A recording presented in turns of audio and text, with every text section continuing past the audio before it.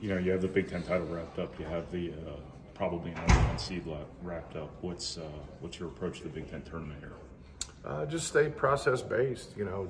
Obviously watch the game with Minnesota and Michigan State. A little different because we only played both of them once and played them both at home, which is obviously an advantage for us. Just get prepared for both teams, and obviously whoever wins that game, and then just go and practice about a half an hour after that, and just start to get locked into our next opponent. Are Braden and Zach okay? Mm-hmm. They're fine. The Big Ten awards came out, and last year, when you win the league by 3 games, I think to only have one guy on the first team maybe felt kind of slighted today. A lot of guys got recognition, and right. How big of a deal is that for guys like Mason for yeah. to kind of get that recognition? Yeah, it's great for those guys. And and last year when you look at it, like your goal was to win the Big Ten, and we were able to do that at that time. So a little different this year when you're picked to win it. Just kind of how the season unfolds and everybody gearing up to play and things of that nature. But no, happy for those guys. Happy for Braden and Lance and Fletch and Mason and obviously Zach, being the player of the year and being on the defensive team, and Mace being the 6th man, and those other guys being honorable mention to go along with Braden and Zach. But when your team has success, you're normally going to get some individual awards, obviously. The Coach of the Year award seems to a lot of times go to a team that wasn't picked to finish very high, and right. It does. When you pick to finish yeah. first, and you do, I think there's a hard process in that as well, right? Yeah, no question. I think the great perspective of it is, since Tom Izzo's been at Michigan State, he's won the league 10 times. He's been to the Final Four 8 times, and I think he's got the Coach of the Year award 3 times. That doesn't add up, right? I mean, going to a Final Four is very impressive, very tough to do, and obviously they vote before that, but he wins the league 10 times and he gets the award 3. So you just have to keep it in perspective, and what everybody wants is what we have, and that's the Big Ten championship, especially a back-to-back Big Ten championship. So that's the ultimate goal for all coaches and players. So I know we're excited about accomplishing that, and if other things come, great. If they don't, then that wasn't our goal anyways, even though it is pretty cool, especially for your players. How much of, or I guess, what was your approach this season to cultivating confidence in this team? It seems like as confident a team as you've ever had. Yeah, well, you have to have, good players to start with. You got to have that. And sometimes you got to go through a little bit of adversity. But I think more than anything, it's just our skill level was much better than we showed last year. And we made some adjustments in personnel.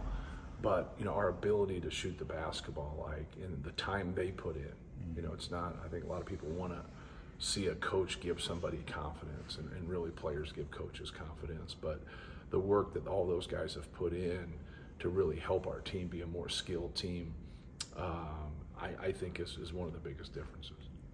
You guys won the Big Ten tournament last year, but just how much more experience you guys have, especially Fletch and Braden. Does that make these quick turnarounds a little easier for them? I think so. It depends on, who you're playing. And, it depends. There's a lot of variables, right?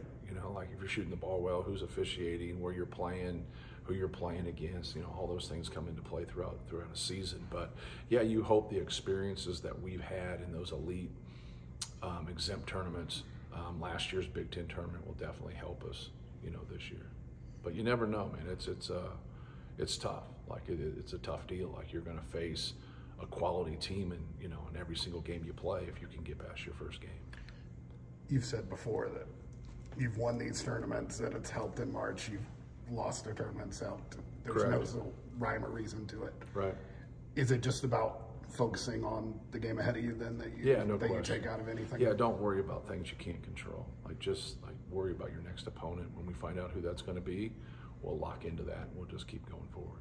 You've closed these last couple of games really sharp in those last 5 minutes. Mm-hmm. Is that a reflection of the better conditioning, the better mental conditioning versus this time a year ago? Yeah, and making shots. Yeah, but that would be a product of it. Yeah, well, no question.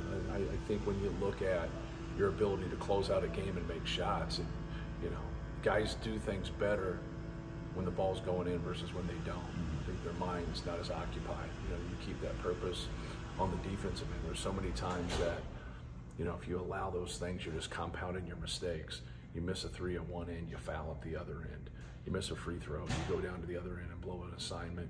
Now you just had 4 plays in a row where 2 of them you tried to do the right thing, you just missed a shot, but don't let it bother you to where you take it to the other end. I think a lot of that happens. So if you're making more shots and you're doing those things and you keep putting that burden on the other team as you're growing your lead, I think it only helps you for a lot of reasons. They only let you start 5 guys, obviously, but Mason really is a 6th starter to get 6th man of the year. Right. I feel like he's a closer more than maybe a starter, right? Yeah, no question. Andy plays more minutes, but he also helps himself because he's a better free throw shooter. And then late in the game, trying to score the basketball and stretch it.